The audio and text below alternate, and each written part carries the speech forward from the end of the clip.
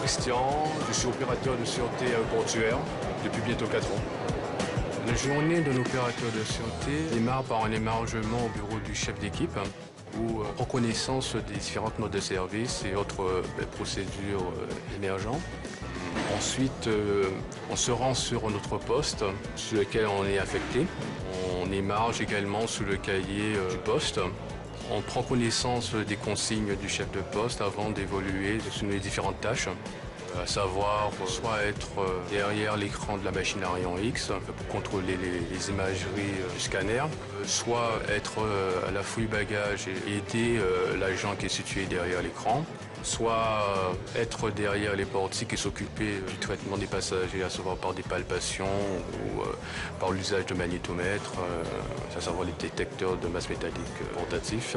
La dernière tâche est l'accueil des passagers et la dépose bagages, où on positionne de façon adéquate le bagage du passager sous le tapis de la machine à rayon X. Là, en fait, c'est là où on se fait vraiment une idée du passager. On le voit, on l'examine un peu même au loin.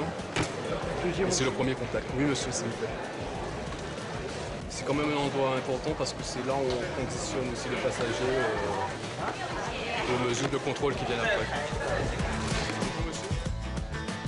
Le fait de tourner sur le poste, c'est le côté un peu vivant. En fait, on ne reste pas dans une monotonie au niveau des tâches.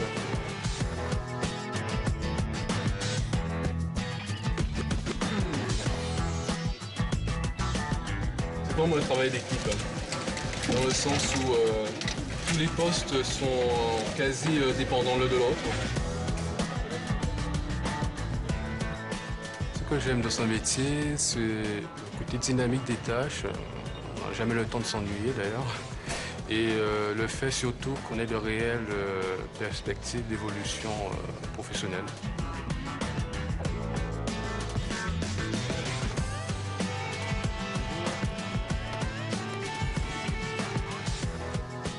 Le traitement des passagers implique un esprit commercial, un sens du service, c'est-à-dire être à l'écoute du passager, surtout être souple et ferme quand il le faut.